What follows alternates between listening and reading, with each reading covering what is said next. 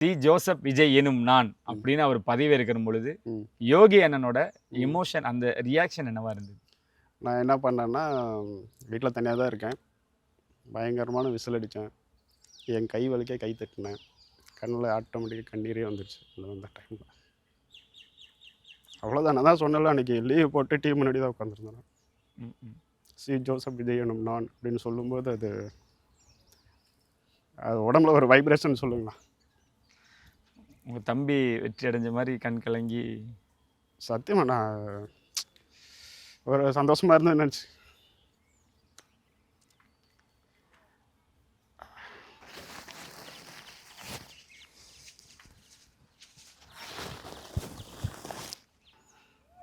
ஓகேண்ணா, அவ்வளோ நிகழ்ச்சியாக அவரை நீங்கள் பார்த்துருக்கீங்க, அவரை விரும்பியிருக்கீங்கன்றப்போ ரொம்ப மகிழ்ச்சியாக இருக்குது.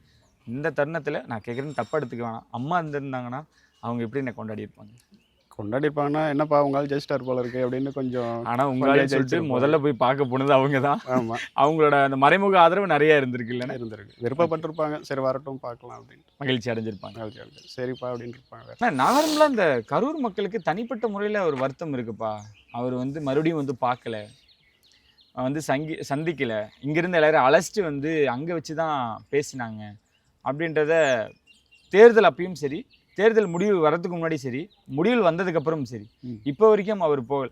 அந்த கோபம் தனிப்பட்ட முறையில் உங்களுக்கு இருக்குங்களாண்ணே? இல்லை பிரதர், இல்லை இல்லை இல்லை. ஓகே. ஏன்னா இப்போ தான் வந்திருக்காரு, எடுத்த உடனே இங்கே வர்றது அது தனிப்பட்ட விஷயத்துக்காக உடனே கிளம்பிட்டாரு அந்த மாதிரிலாம் பேசுவாங்க.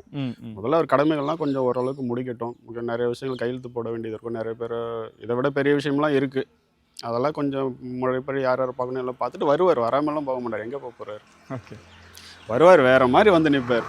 அந்த வெளிச்சயபுரத்தில் வேறு மாதிரி வந்து நிற்பார். அப்போ நீங்கள் நின்று அவரை வரவேற்பீங்க? கண்டிப்பாக. நான் சார்கிட்ட சொல்லிட்டு தான் வந்தேன். அந்த ஒரு 6 மாதம் கூட மீட் பண்ணோம் இல்லையா. அப்போ சார் நீங்கள் மறுபடியும் கரூர் வரணும், நீங்கள் வரும்போது வேறு மாதிரி வரணும் சார், நாங்கள் அதை பார்க்கணும் அப்படின்ட்டு சார்கிட்ட சொன்னேன். நான் சொல்லிட்டு தான் வந்தேன். Periyar Maniammai Institute of Science and Technology, Tanjavur. Civil engineering with specialization in GIS, remote sensing and more.